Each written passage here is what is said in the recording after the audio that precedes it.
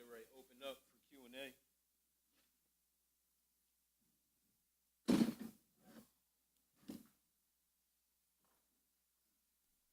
Our Father, which art in heaven, Our Father which art in heaven, hallowed be thy name. hallowed be thy name. Thy will be done. Thy kingdom come. Thy My kingdom goodness, come. God. Thy will be done. In earth, In earth as it is in heaven. as it is in heaven. Give us this day our daily bread, This day our daily bread, and forgive us our debts, and forgive us our debts, as we forgive our debtors. as we forgive our debtors. And lead us not into temptation, Lead us not into temptation, but deliver us from evil. deliver us from evil. For thine is the kingdom, Thine is the kingdom and the power, and the power and the glory, and the glory forever. forever. In Jesus' name, amen. My goodness.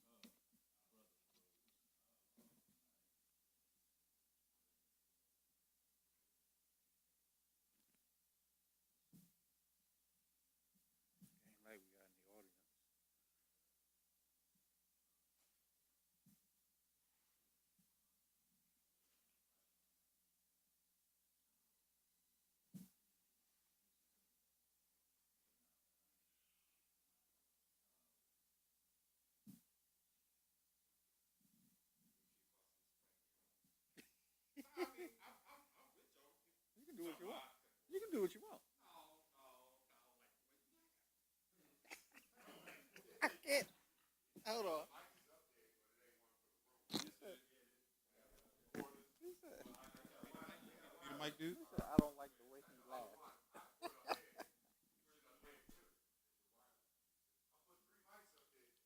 I know. It's fire in the back.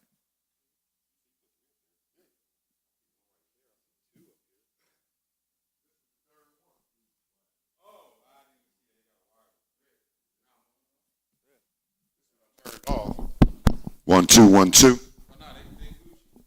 I'll hold it for the crowd. No, he gave the wireless. He got the wireless. Well, another teacher right there. He got Oh, well, that's Gucci then. Okay, good. Go in house. In house.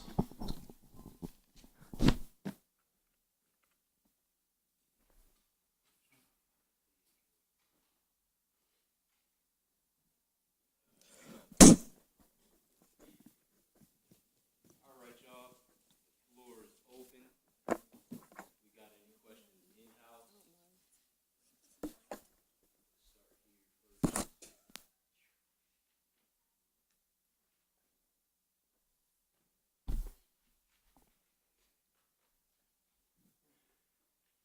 Start here first. Any questions about either of the lessons today?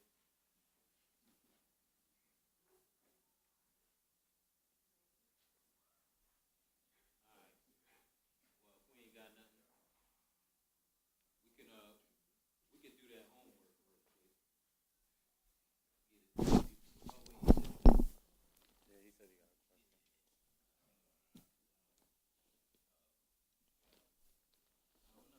question. What was the question? What's the question? What's the question?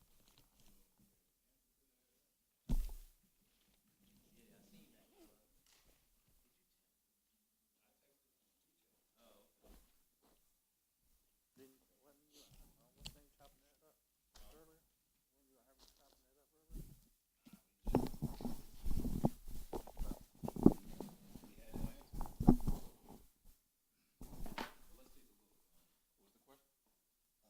About the, The land.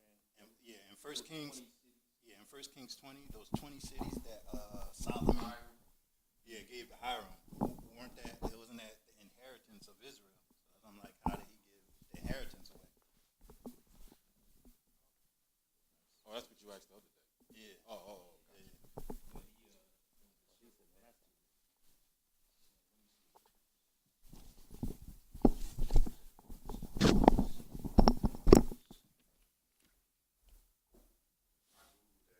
Yeah, yeah. so some of the not all the cities was part of a possession, or could be so. Hold on, let me see. I know when they had to sever them cities. These were cities out of Galilee that he gave. Okay. And First Kings, what is it? First Kings 9.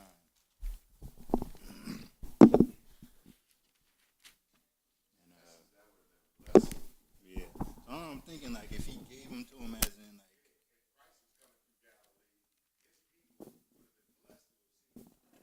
Mm.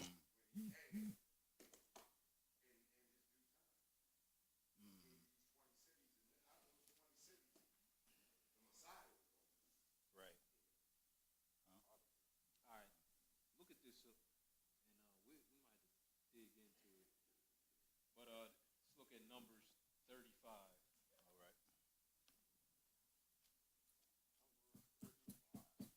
Actually, look at Leviticus 25 first, because they deal with sanctifying land that is of a possession unto the Lord. That actually might be 27. Let me see. Leviticus 27. So this 27 is dealing with their possession, but let's look at 25. So somebody could let's read this. I'm sorry. Let's read 27 real quick. And, yeah. And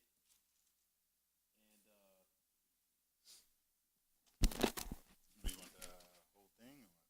nah, yeah, it's 16, but I'm trying to see, does it look like it's still gonna go back? But look, they able to sanctify it unto the Lord, and this is part of their possession. Okay. And then he gonna instruct them to do the same for the Levite, to at least separate some cities for them. And then theirs aren't gonna go back. But go ahead, Leviticus 27 and 16. If a man shall sanctify unto the Lord some part of a field of his possession, then thy estimation shall be according to the seed thereof. An omer of barley seed shall be valued at 50 shekels of silver. Skip down to verse 20. So we see a person could sanctify part of their possession to the Lord, but it looked like here it's going to go back in the year of Jubilee. So we'll look at that for the others. But 20. All right, verse 20. If he will not redeem the field, or if he have sold the field to another man, it shall not be redeemed any more. But the field, when it goeth out in the Jubilee, shall be holy unto the Lord, as a field devoted. The possession thereof shall be the priest. And if a man sanctify unto the Lord a field which he have bought, which is not of the fields of his possession. So this could be part of it. Not everything was part of the inheritance. Hmm. A person could own property which he bought that's not of the fields of their possession. Then what? And then the priest shall reckon unto him the worth of thy estimation, even unto the year of the Jubilee. And he shall give thine estimation in that day, as a holy thing unto the Lord.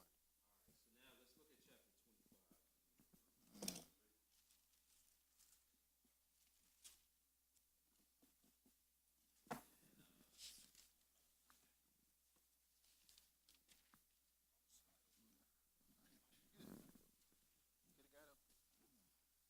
I don't need that much space. All right, so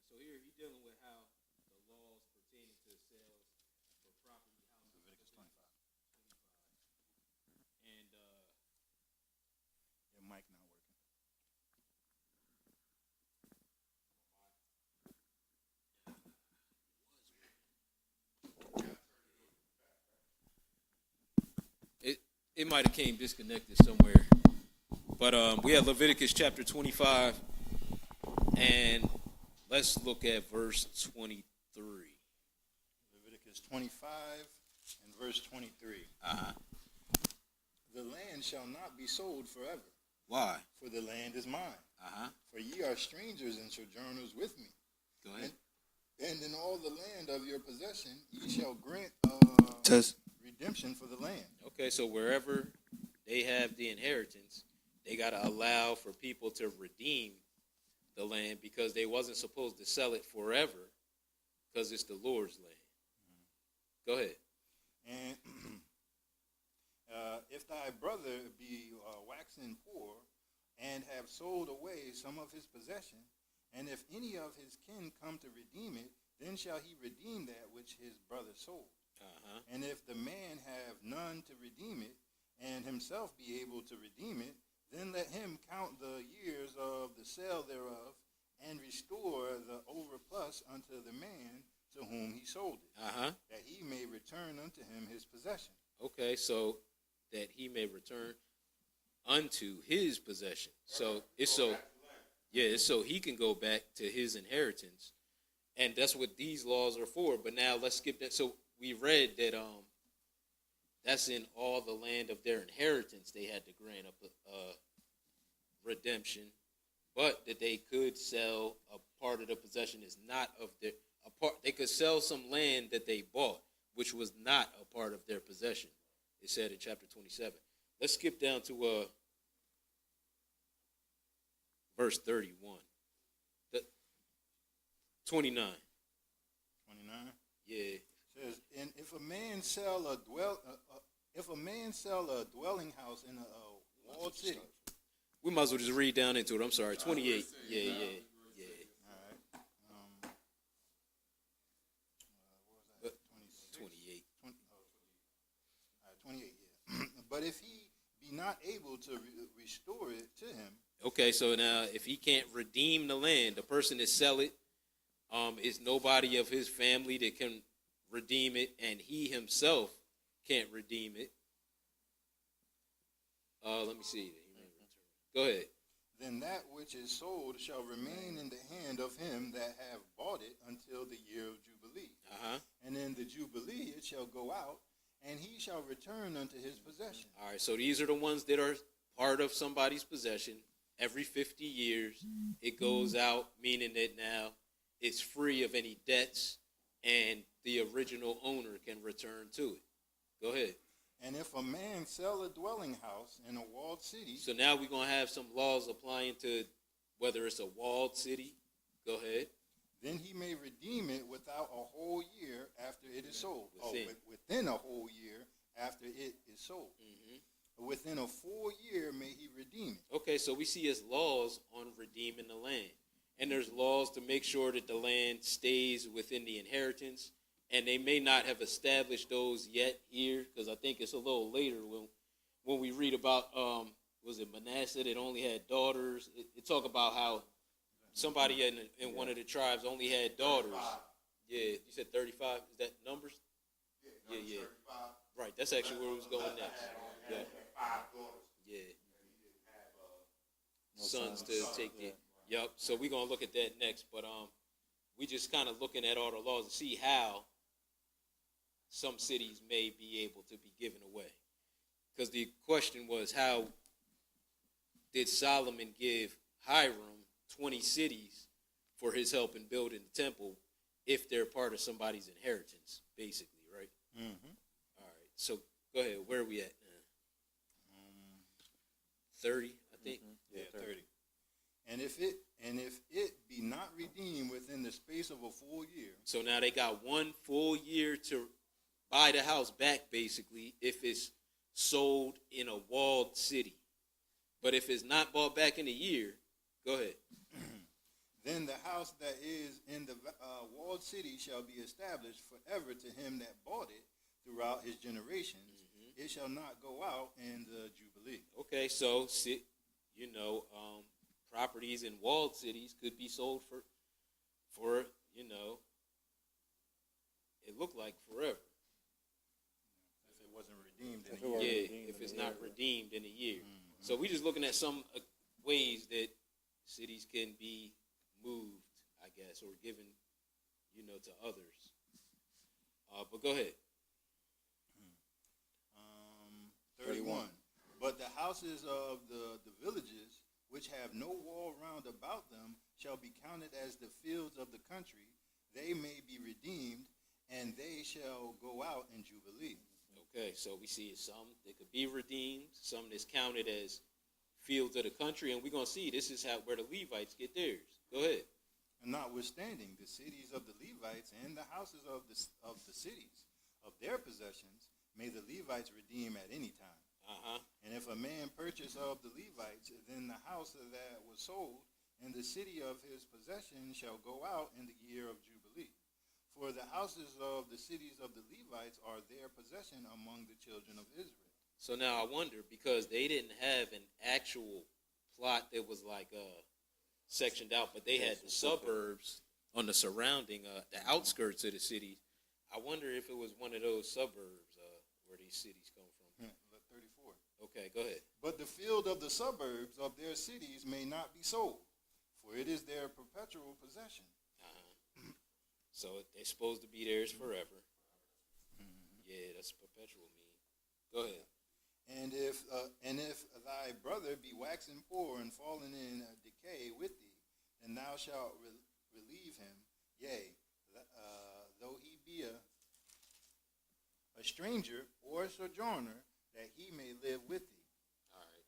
So now, let me see. I'm just kind of skimming through, trying to see if we miss anything in this chapter. But more of the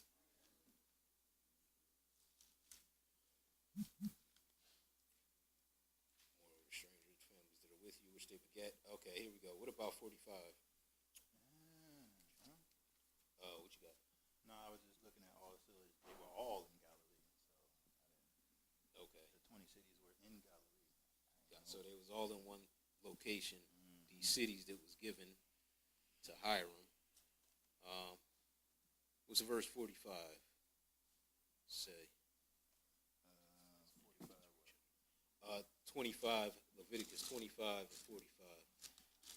25 and 45, it says, moreover, of the children of the strangers that do sojourn among you, of them ye shall buy, and of their families that are with you, which they beget in your land, and they shall be your possession.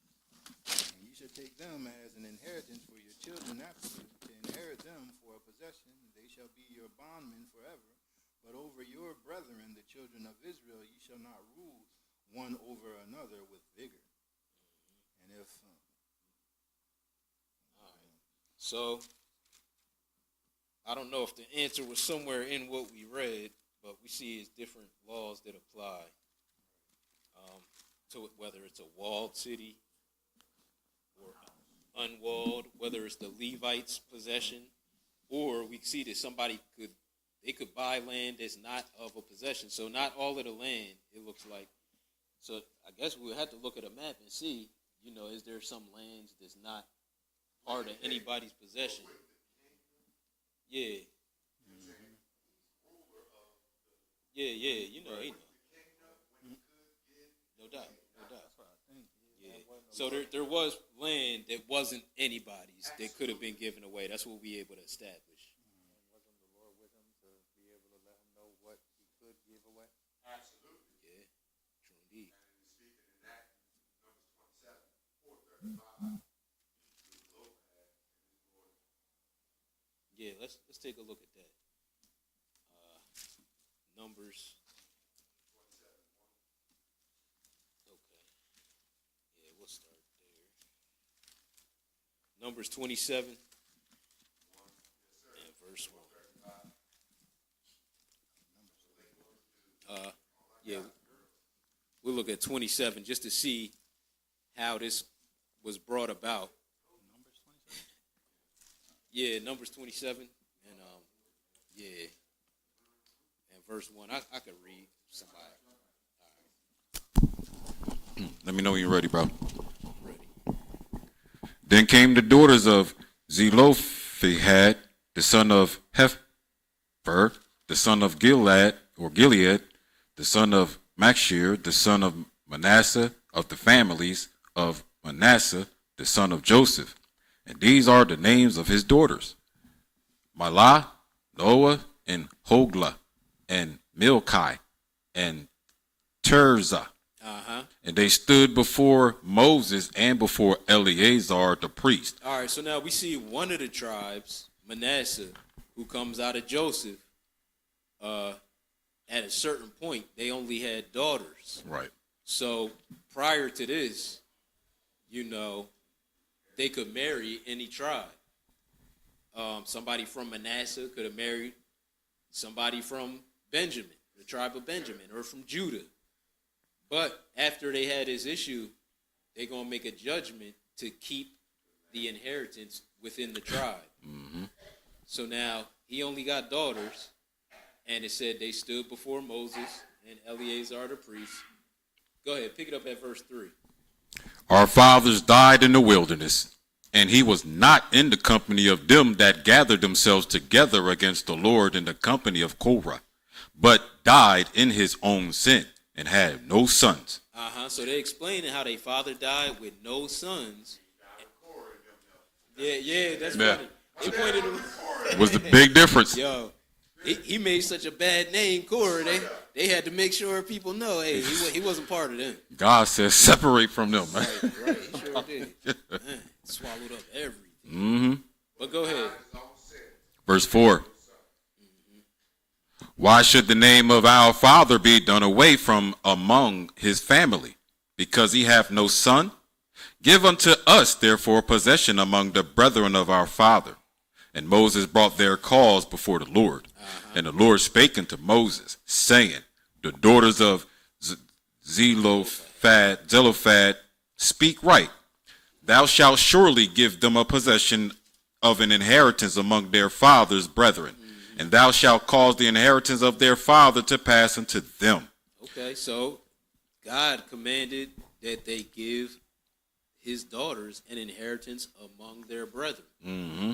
Go ahead. Right, because he didn't have any sons. Go ahead. And thou shalt speak unto the children of Israel, saying, if a man die and have no son, then ye shall cause his inheritance to pass unto his daughter. So whatever lot of land was supposed to be, given to the son is going to go to the daughter. Go ahead. And if he have no daughter, then ye shall give his inheritance unto his brethren. And if he have no brethren, then ye shall give his inheritance unto his father's brethren. And if his father have no brethren, then ye shall give his inheritance unto his kinsman that is next to him of his family, and he shall possess it. And it shall be unto the children of Israel a statute of judgment, as the Lord commanded Moses. And the Lord said unto Moses, get thee up into this mount, Abram, and see the land which I have given unto the children of Israel. That's good. Let's look at chapter 35. So now we see more laws being added to make sure that the inheritance. And this breakdown can also go to Ruth and the story of Ruth. Yeah, exactly. Yep. Ruth and her daughter-in-law. Yep. Yeah, because he asked. And the buying of the possession of the land and what they had to go through. Yeah. Because Boaz was telling Ruth, there's another one that's nearer than me. Yeah. But if he don't redeem it, then I will. Yeah. So it all kind of goes hand in hand. But we see that there's laws that apply to the land, and there may be different laws that apply to different type of land, whether it's in a walled city or unwalled. And there's also land that may not be part of anybody's possession. So yeah, Solomon would have knew. Right. He gave him the baddest cities. Yeah. Yeah, so we looked at Leviticus 27 and 25 and Numbers 25, 28, 27, I don't even know. But we see all the different, possibilities for how land can move, and we just looking at the laws that was added in. But we see that there's some land that could be bought that's not part of somebody's possession, or there's land that could be sold in a walled city that if it wasn't redeemed within a year, it didn't have to go back. House in a walled city. Yo, yeah, it did not have to go back to the original owner. So we're looking at Numbers 35. Yeah. Let's look at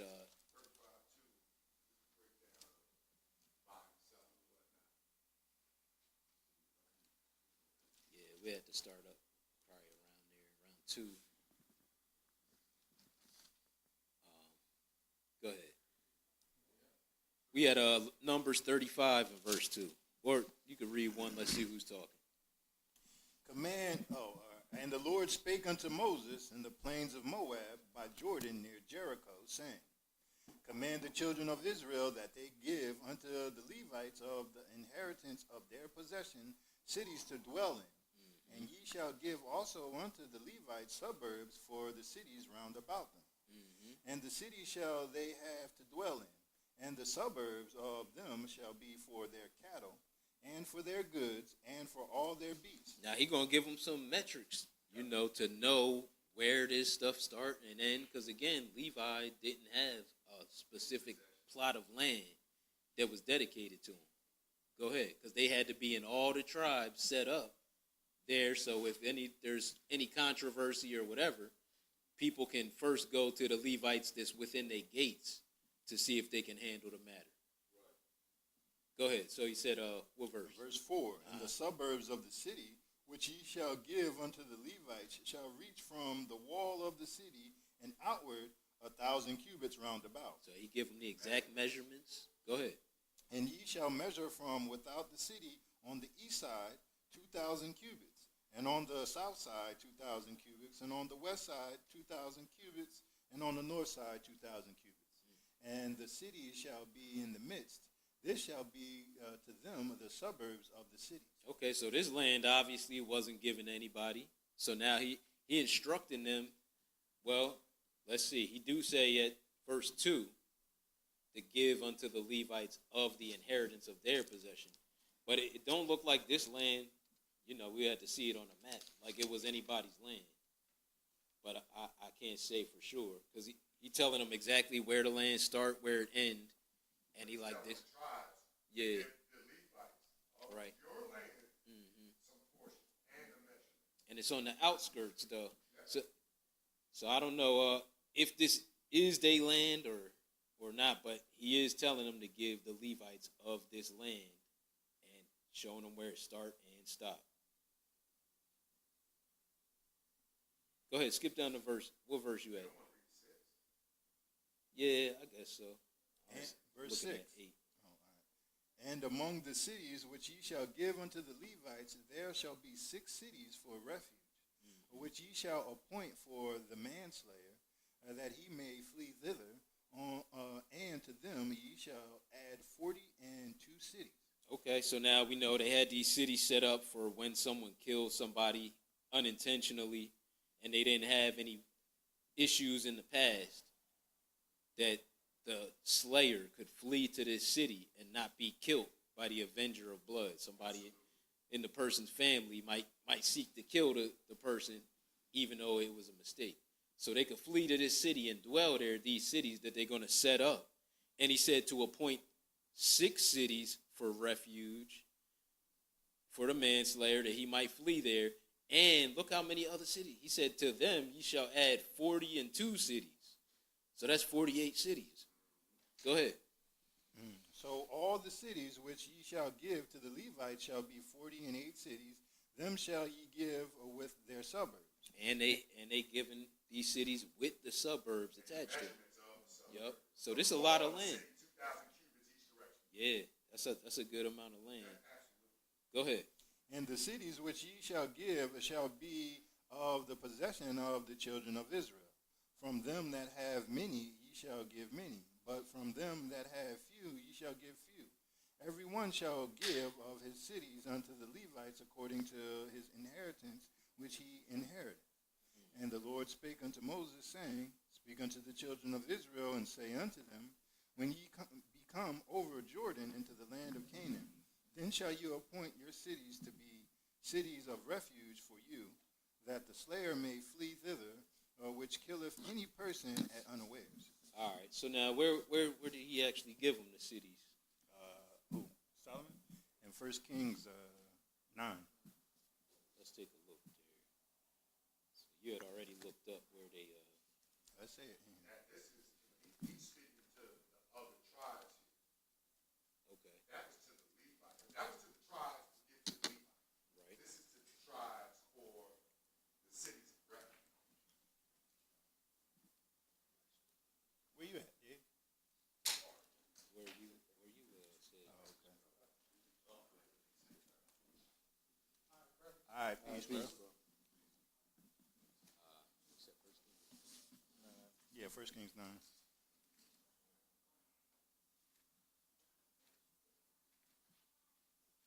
Verse 10. I'll pick it up. Yeah, I could read something.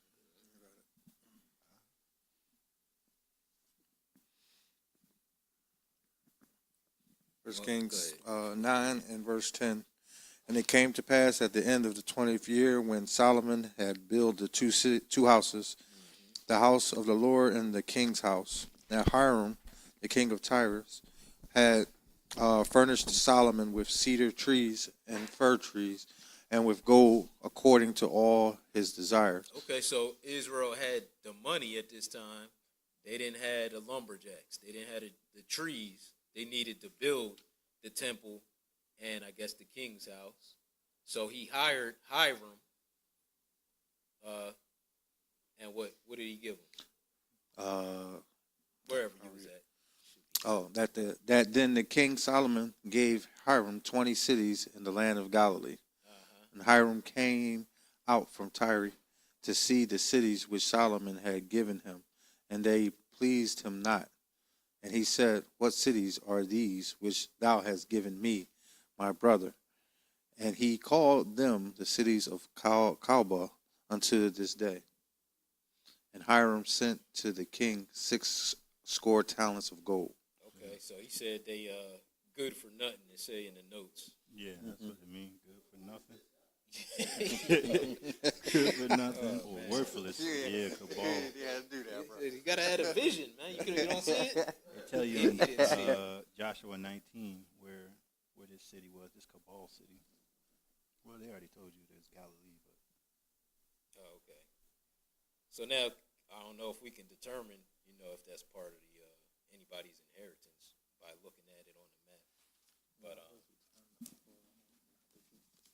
But I guess we have to see where they tribes, where the plots start and stop. But we see it's possibility is land that don't have to belong to an inheritance right. that he can give away, and it's enough land that was given to the Levites and the cities of refuge that they themselves had 48 cities, and they don't even have an inheritance. They were able to give them 48 cities, so it's So it probably was land that was able to be given away. yeah. Man, look at the original border. Yeah. It really, we know the land's supposed to be from the Nile River all the way to the Euphrates. So that's a lot of land. That's a lot of land. Way bigger than even the current borders of Israel. So yeah, they had some land to work with. I don't know if y'all want to keep looking into that. Good. Yeah. So online, who is this? Janelle Martin. It says, Peace, my brothers. Peace. If the house is really cold in the morning on the Sabbath, in the morning can I turn the oven on? You ain't cooking. Right. Right. As long as there ain't no food in it. It's cooking for you just warming your house up. Right. Yeah. Yeah. Definitely. My joint be open. That's how the heat work anyway. Right. Yeah, right. Yeah, exactly. I don't know if you got a mic or He got one. He just laid it down.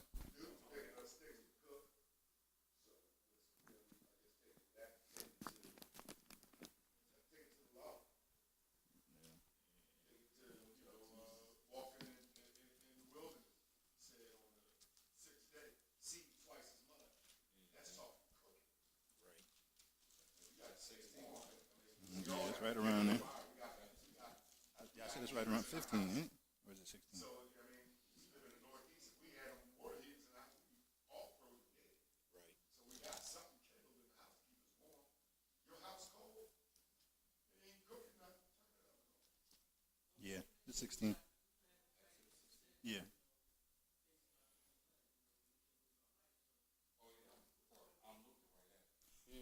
Boy, all the time. It'd be right in front of my face. You need a mic, sir. Yeah, there's one out there somewhere, but Nashawn, where that mic at? Don't worry about it. Corners out there. He coming.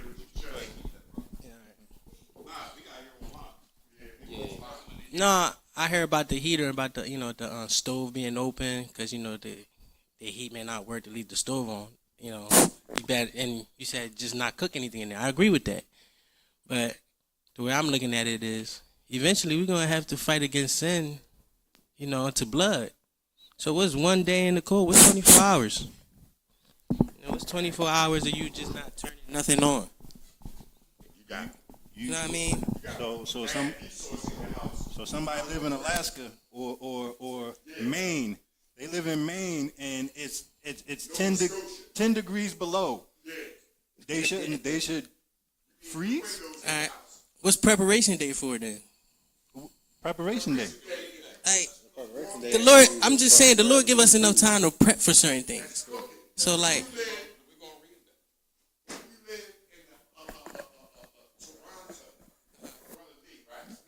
Mm-hmm.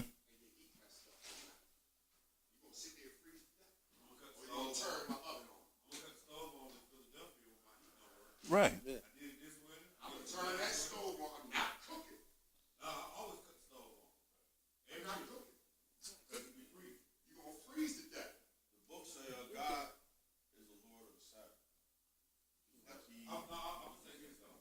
The reason why I say that is because some people doesn't have the amount of faith that everybody else might have. Some people are weak. Just that temptation alone can cause you, man, I'm hungry. Same might tempt you like I'm hungry, and then boom, you put something in there just to cook, thinking like the Lord is okay with the Lord. I'm just saying, not everybody's faith is the same. You know what I mean? When I cut my stove on, and yes, every winter, I'm gonna use my stove and my dryer to warm up my house. I'm not cutting that stove on to cook. I'm done cooking. That's it. Yeah. I'm literally cutting that stove on like I just cut the furnace on to keep this house warm. No, I understand. And the thing about when you say preparation, it's also scripture where they had a continual fire burn, even on the Sabbath day. So he's telling you not to cook. He said don't kindle a fire. He's telling you not to cook. If you crank up your car, unless you got one of these little electric cars, you kindling the fire. So there's a lot of ways to be guilty of that if we just take it at that value. You know what I'm saying? Meaning you got to peep what he's telling you, bake what you gonna bake, see what you gonna see. So that means on the Sabbath day, ain't no need for you to be microwaving or using the regular. But again, if let's say you got 2 hot plates and your house is freezing cold, I'm gonna tell you this: gonna put some water in the pot, cut the 2 hot plates on, and let that heat get into this house. Don't you put no eggs in there? Now you playing with Hot dogs. You know what I'm saying? Don't be putting ramen noodles. Now you being slick. Yeah. You using this for heating purposes only. God ain't dumb. You know you doing that. It's okay. It's like the same almost as Jesus healing on the Sabbath. Mm. Yeah, ox falling in the ditch. This is the Sabbath. You gonna leave him in the ditch? No. Get it out. Okay, I get it. I hope they can hear you online. Of course not, but y'all can repeat it. I'm just somebody who actually is in a situation, since I moved to Philly, where I literally have to use my stove every week. We had a heater, but it doesn't. Nah, bro. It gets too cold in that house. I need that dryer on. You don't even know about the dryer. Dryer is hot too. Absolutely. And I need that do know about the dryer. I used to drive before. All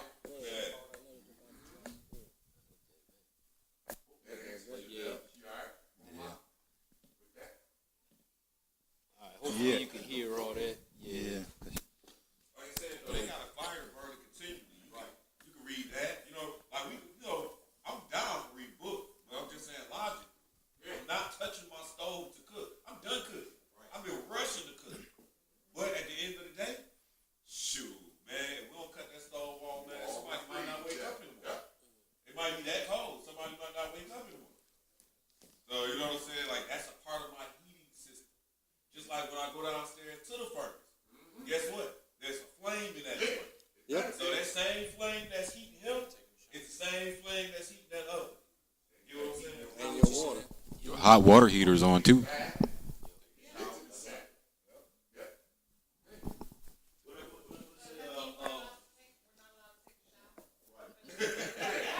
Wait, what? Hold, wait, what you just say? She said that, but she's not really saying that. She said, "Are you saying we can't take no shower?" Oh, with people. Oh, okay, yeah.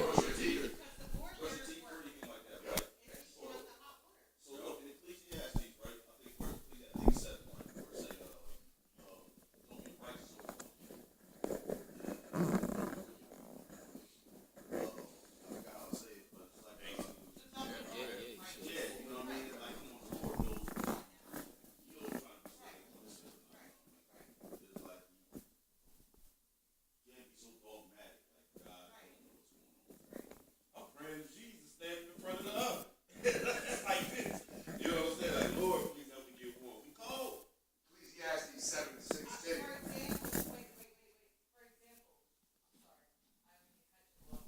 Give her the mic.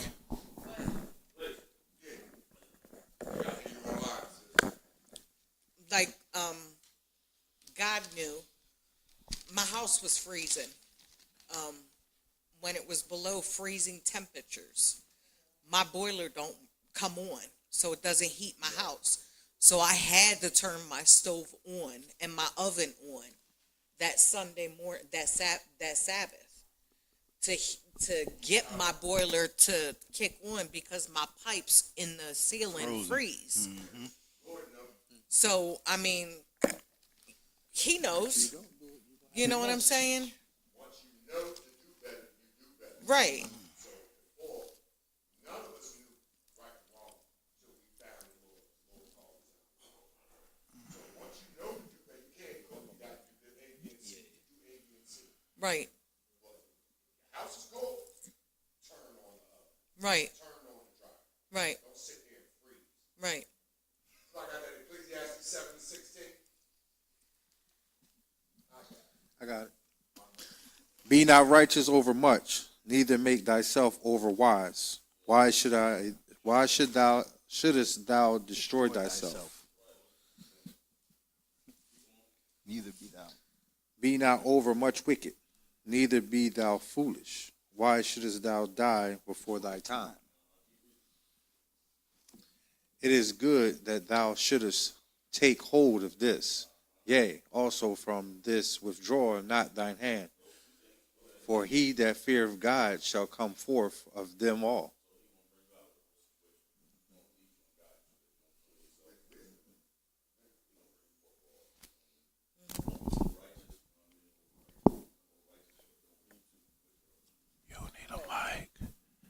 What I will say is the Bible instructs us to prepare for the Sabbath. So don't wait till 8:30 on a Friday evening to go out and chop some wood so you can put it in the fireplace. Right.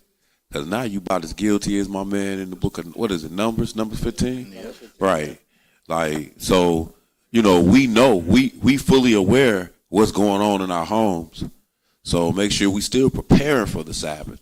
But at the end of the day, for me to hit 400 on that oven to warm up this house, it's just like me going to my thermostat, putting it on 85 to warm up this house. Like, it's the same. I am doing the exact same thing for the exact same purpose. But again, if I need wood for my stove, I need to get that wood before the Sabbath day. Right.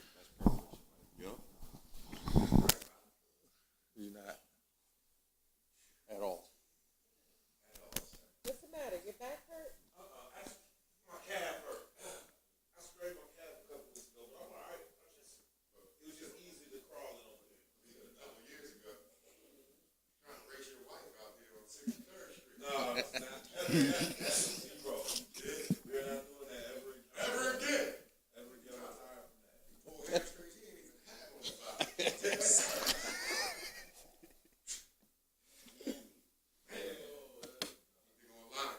He ain't even had one Yeah, there's a couple. Yeah, she got another one up here.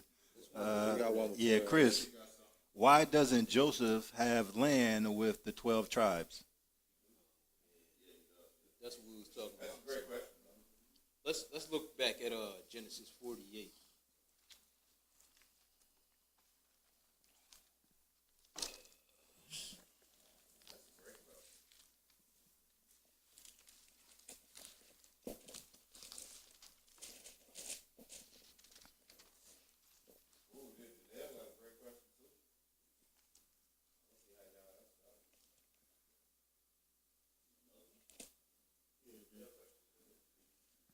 All right. We had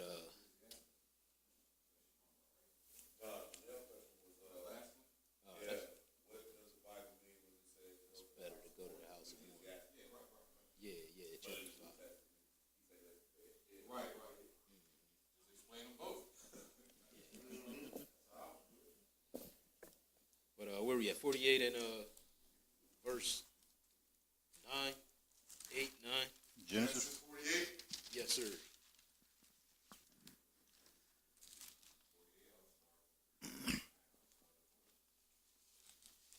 Yeah. All right. We'll start at 1. We can skip. We'll start at 1 and skip 48, down. Genesis 48 and 1. Nah, you got it, man. That way, 1. We all up here, bro. And it came to pass after these things that one told Joseph, Behold, thy father is sick, and he took with him two sons, Manasseh and Ephraim. All right. Now, this Joseph's 2 sons, and we know Joseph is one of the 12 tribes. But now, we need anything else in here, or you want to skip down? Skip down to verse 9. So he gonna bless them the same way Isaac went and got the same way Jacob went and got the blessing from Isaac when he was old and his eyes was dim. Now he taking them to go and be blessed by Jacob because now he old. It said he was sick. And Joseph bring his, let's see who he bring. Verse 9. Verse 9. And Joseph said unto his father, They are my sons, whom God hath given me in this place. And he said, Bring them, I pray thee, unto me, and I will bless them. Now the eyes of Israel were dim for age, so that he could not see. And he brought forth of them near unto him, and he kissed them and embraced them. And Israel said unto Joseph, I had not thought to see thy face, and lo, God hath showed me also thy seed. And Joseph brought them out from between his knees, and he bowed himself with his face to the earth.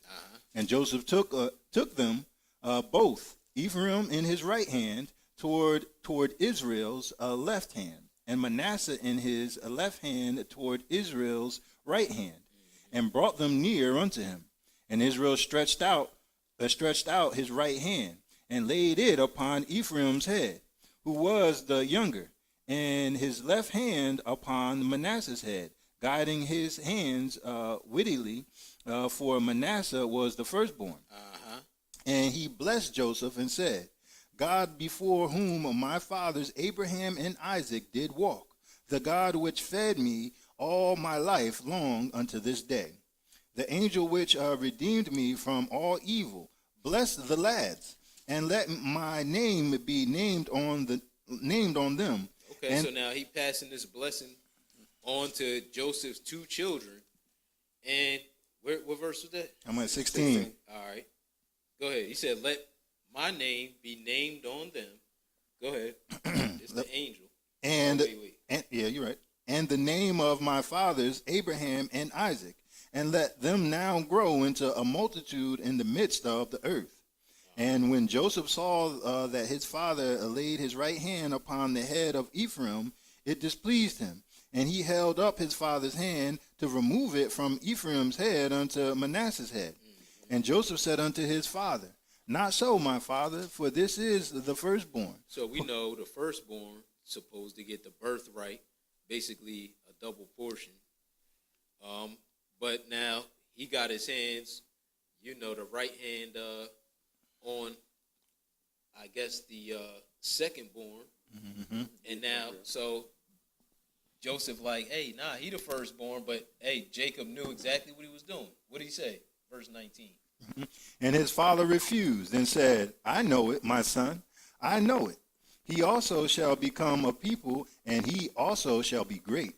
But truly his younger brother shall be greater than he, and his seed shall become a multitude of nations. Skip down to 22. 22. Moreover, I have given to thee one portion above thy brethren, which I took out of the hand of the Amorite with my sword and with my bow. I guess we should have just read the whole thing, But let's go back. So yeah, he gave Joseph two portions. He said one portion above. So yeah, it goes to his sons. That's all. They're gonna both have a lot in the land, as opposed to their father just having one lot.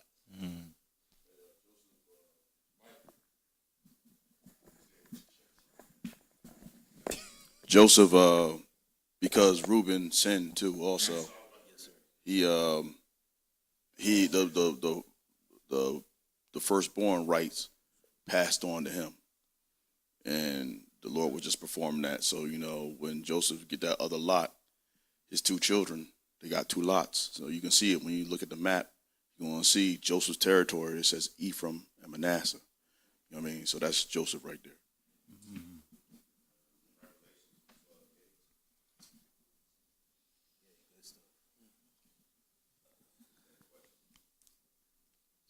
Hopefully that answers your question. We got another one on there. Yeah, so Sister Janelle. Yeah, Janelle's. What does the Bible mean when it says, go to the house of mourning? I'm confused by the other verse that says, let the dead bury the dead. Are those two related in some way? Well, let's go and read it. It don't say to go to the house of mourning. It says it's better to be in the house of mourning. So that's not something we have control over like that, because it's talking about death, somebody dying that you care about. And when that happens, again, it's out of our hands, but we know what follows. You mourn for the person, bury them, and that's what he's calling going to the house of mourning. So he ain't actually like instructing us to do anything. He's just saying it's better to be there. And we're going to find out why.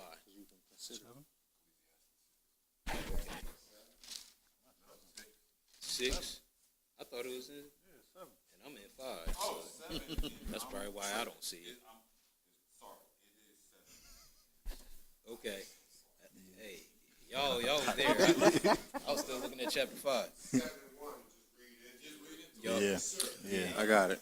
All right. Ecclesiastes chapter 7, verse 1. A good name is better than precious ointment, and the day of death than the day of one's birth. So he just showing what's better. He ain't saying, to do anything in particular.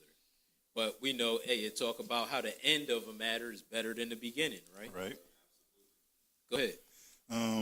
It is better to go to the house of mourning than to go to the house of feasting. Why? For that is the end of all men. Oh, because one is going to cause you to consider your end and how you living now. So that don't come along with the house of feasting. As long as everything all good, like we read even in earlier, Israel lightly esteemed God when he was giving them everything. When they feasting, because he named a bunch of stuff they was eating too. He was like butter of kine and milk of this, and it said Israel lightly esteemed, the rock of their salvation. So we see that can cause somebody to forget about God. But when we looking at death, that's going to cause you to remember, I'm going to be here too one day. Like, you know what I mean? Am I living the right way? Right. So it's just saying it's better because of the result that it brings, the effect that it had. But go ahead. Sorrow is better than laughter, For by sadness of the countenance, the heart is made better. He ain't finished the whole two. Okay, let's reread 2.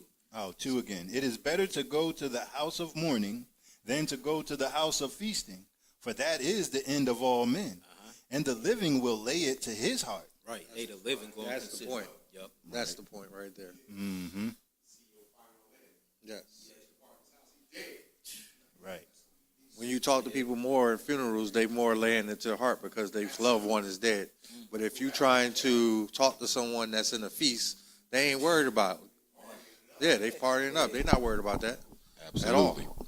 But when your loved one is dead, you are considering. You're considering your life, and you're considering others around you because you know that your end is coming soon. Because you looking at yourself in that same predicament, you know. Go back to the chapter. You know what I mean? Ecclesiastes 4. Therefore I pray you dead, but you're already dead. More than the living that are yet alive. Yep. Well, while we still Let's keep here, going. yeah. Yeah, He I'm gonna keep make right. some of these points in this chapter as Right, well. right. So I'm going to keep going from 3. Sorrow is better than laughter, Why? for by the sadness of the countenance, the heart is made better. Hey, you know how it's like what caused people to repent in so many of these situations, like with the Lord, like I'm about to kill all of y'all. You know what I'm saying? Then they like, oh Lord, you know, fasting and seeking the Lord, Like Nineveh. like Nineveh. Exactly. Yep. So that wasn't like God gave them some joyful news. You know, he like, I'm about to kill y'all. What you gonna do? So, right. So that's what it means. It's just saying that it's better because of the effect. It's gonna make you think. I got something to back Verse you that 4 up. Gonna, Oh, no, go ahead. Yeah, 4. The heart of the wise is in the house of mourning, but the heart of fools is in the house of mirth. Yeah. Ooh. Even so, Solomon said himself, he was like, man, what? He said he considered mirth, and he was like, what doeth it? He gave his heart to try to seek out all these things, and he said, when I'm just laughing it up, like that ain't doing nothing for me. Right. He said, what do it? But we see what sorrow does. Go ahead. All right, it is better to hear the rebuke of the wise. So now this ain't necessarily death or mourning, but it's still something we might view negatively if we got the wrong mindset. Because it's really showing us about things that's going to bring us closer to God. That's what it. So it's better even to hear the rebuke. That's the strong correction of the wise. Why? Than for a man to hear the song of fools. For as the crackling of thorns under a pot, so is the laughter of the fool. This also is vanity. Right. So it's just showing it. You know. Yeah. What you got, bro? 24 Matthew. Matthew. He said. Let's see what the house of mirth look like. He said finish with verse 8. Oh, verse 8. All right. Better is the end of a thing than the beginning thereof. And the patient in spirit is better than the proud in spirit. Good stuff. Yeah, we needed that. I quoted it. I didn't even realize it was right there. Mm-hmm. What you got, Brother Stan? Matthew 24. This what the house of mirth look like. Let's see what the house look, because they ain't got time to worry about death. It's party till I die. YOLO. YOLO. Yeah, you're right. Because it's facts. Watch. Let's see what that look like. Because you ain't serving God. You ain't worried about death. I need to do this and get all the memories I can. Not understanding this. Somebody's coming. Matthew, somebody. 24 and 36. Oh, God. No, 34. Start 34. Verily I say unto you, this generation shall not pass till all these things be fulfilled. Yes. Heaven and earth shall pass away, but my word shall not pass away. That's, because that's what it's about. God's word is always forever. Read. But of that day and hour knoweth no man. No, not the angels of heaven, but my Father only. So there's a day coming that the Father only know when he's sending his son. But what about the world? What they doing? But as the days of Noah As the what? But as the days of Noah. As the days of Noah. We can go to another spot as the days of Lot. What was they doing, bro? So- And notice these days, the days of Noah and the days of Lot, was both destruction. And destruction came and swallowed these people up. This is why they in the house of mirth. They happy in this life. This is what this house of mirth look like. If you don't know death is upon you, you're going to keep doing this stuff. Go ahead, do 36 again. But of that day and hour knoweth no man, no, not the angels of heaven, but my Father only. What? But as the days of Noah were, What they doing? so shall also the coming of the Son of Man be. That's important. The coming of Son of Man, the coming of Jesus. And the days of Noah, destruction came on them people except Noah and his family, right? And the days of Lot, destruction came on them people except for Lot and his daughters, right? Well, the wife for a little bit, but she turned, lost herself. Read. 38. For as in the days that were before the flood, they were eating and drinking, Mirth. marrying and giving in marriage, Mirth. until the day that Noah entered into the ark. Hey, because I'm so happy, I don't even know the Lord coming back with destruction. This is what mirth look like. Sometimes you gotta be reminded about death. Go to these funerals, you know, and even in these funerals, these people go to the day's mirth because they die and go to heaven. Right. That's a lie. Right. That's a lie. This is what it looks like. Go ahead. 40. Oh, I'm sorry. 39. 38. What was it? 38. Nah, you just 39. Sorry. Go ahead. 39. That's okay. And knew not until the flood came. This is why they don't know, because they too darn happy, Yeah. living it up. Read. And took them all away. It took them away. That don't sound good, right? We could go read that, but we ain't. Go ahead. So shall also the coming of the Son of Man be. See that? It's because they too happy in their lives. That's the house of mirth. You never thinking about death. You never thinking about your life. What's happened when you die?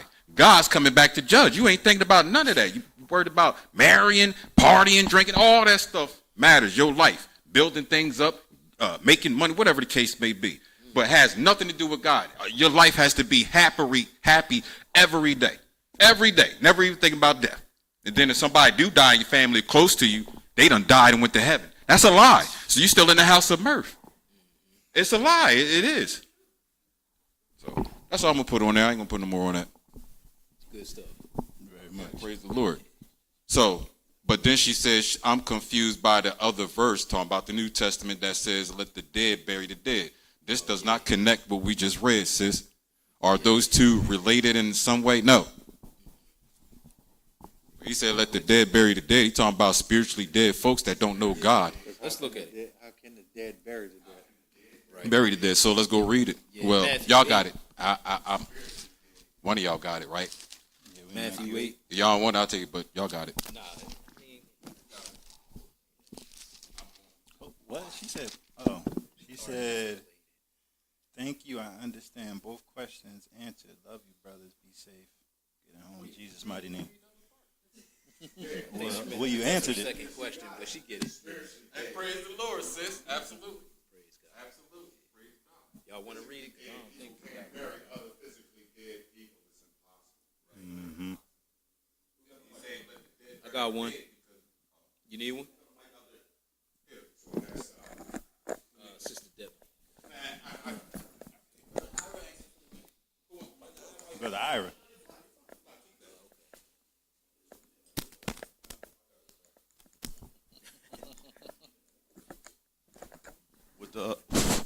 With the other, just adding on. This is just an add on.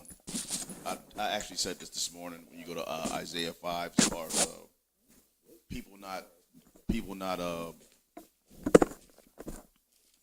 recognizing the hand of the Lord, you know, and they have wine and strong drinking they feast and the harp and the vials and all that stuff in there, and their feast, but they don't recognize the hand of the Lord. So, like, you know, I'm just trying to attach it to what he's saying, as it was in the days of Noah, so shall it be in the days of the coming of the Son of Man. And then actually in Isaiah 5, it talks about hell enlarging itself. You know what I mean? Because of their lack of knowledge of the Lord and all that. So, you know, you gotta think about that all in those contexts of what he's saying, because hell definitely enlarged itself. Like the whole earth was developed, overrun by water.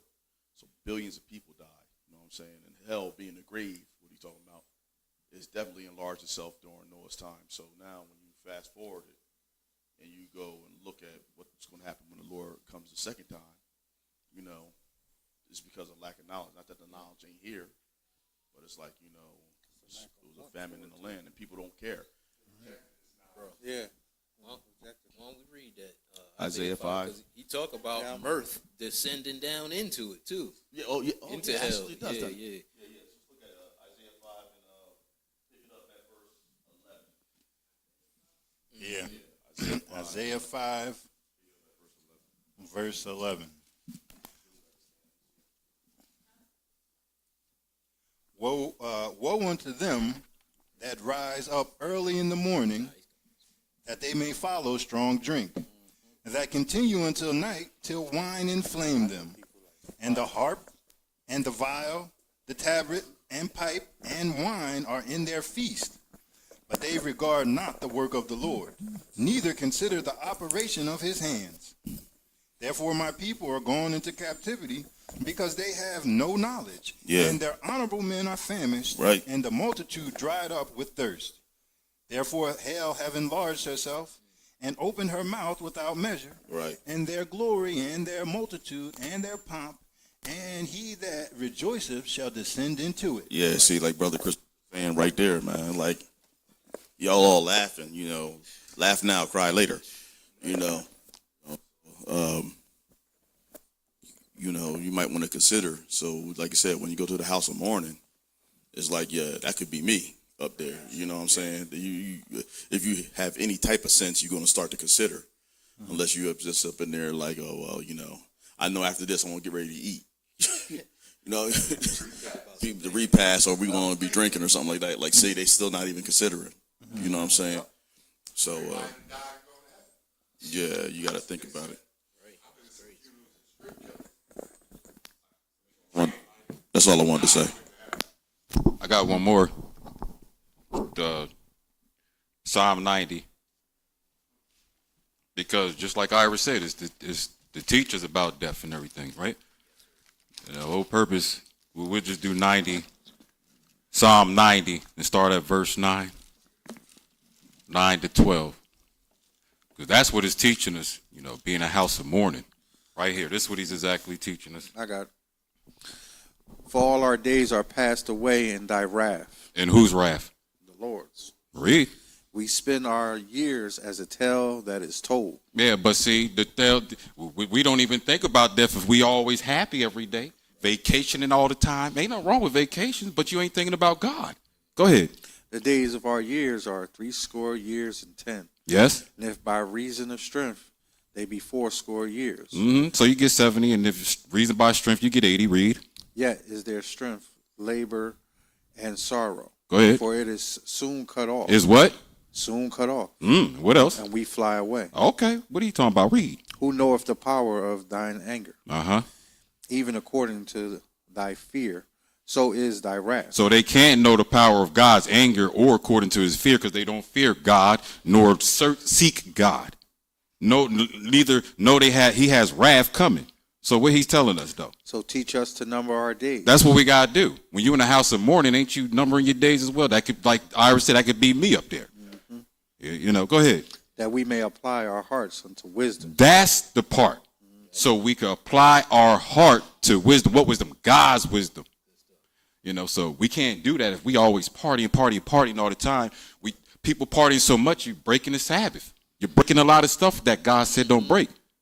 You know, so that's all I want. I'm done Most with of the that. parties and mirth is on the Lord's day. Absolutely. Exactly. They got a whole song about it. Yep, a whole song. So you can go sin against the Lord.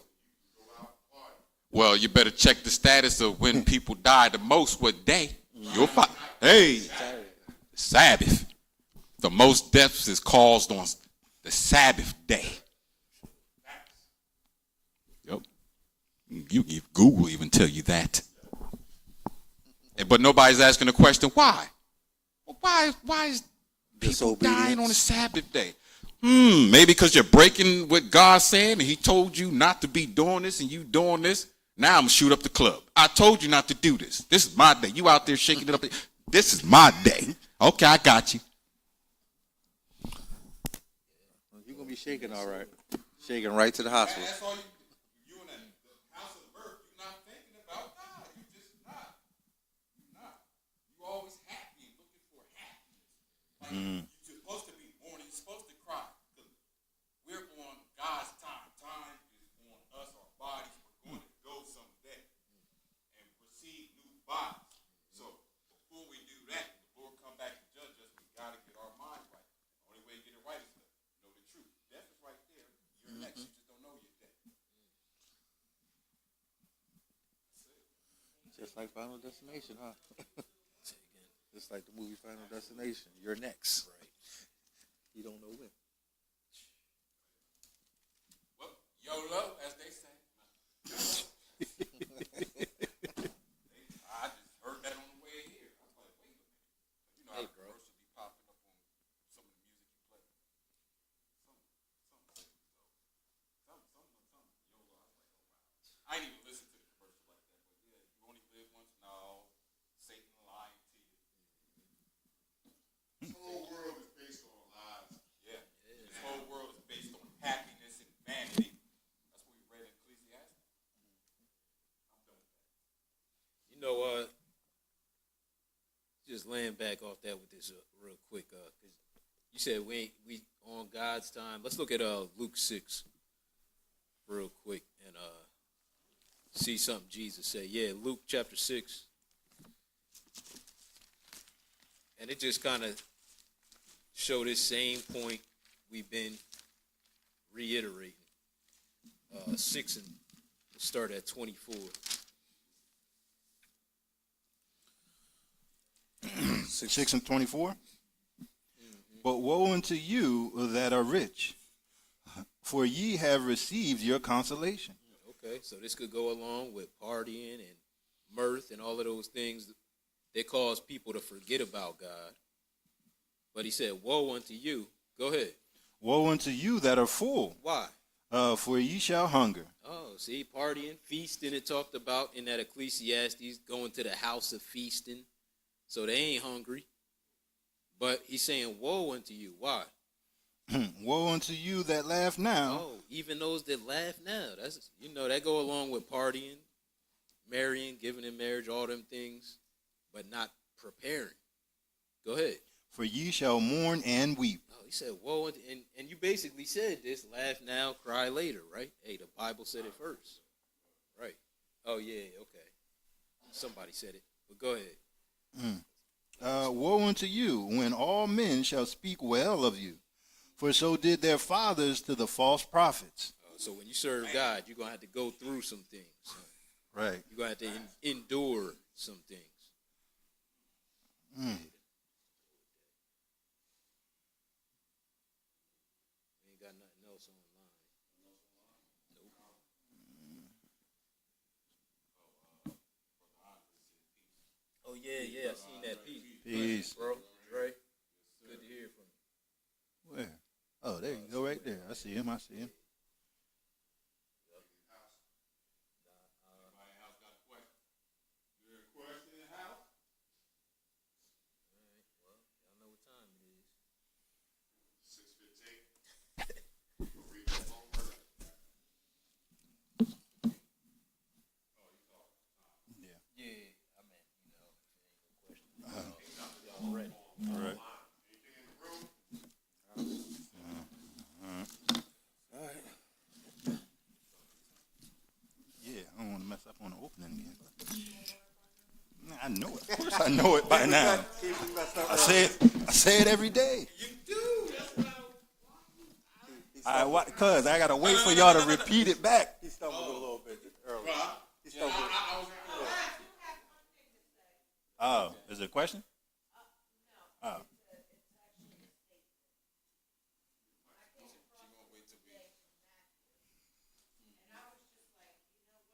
Give her the mic.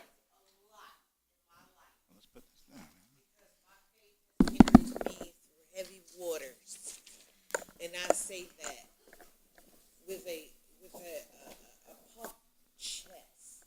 with a puff chest, and a lot of faith, because I say that with my faith is bigger than a mustard seed. And I know that God only says faith the size of a mustard seed, but my faith is bigger than that. But I came across this during your lesson today. And it's in Matthew 21:21. And he says, "Verily I say to you, if you have faith and doubt not, you shall not only do this, which is done to the fig tree, but also if you shall say to this mountain, be you removed, and be you cast into the sea, it shall be done." And then 21:22, "And all things whosoever you shall ask in prayer, believing you shall receive." And that's so true, because no matter what it is, when I pray, no matter who it is for, my prayers always come through.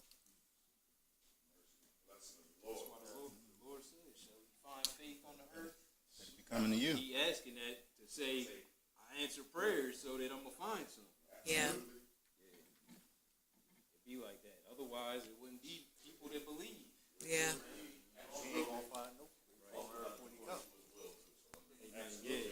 According to his will. Yeah. So I just wanted to share that.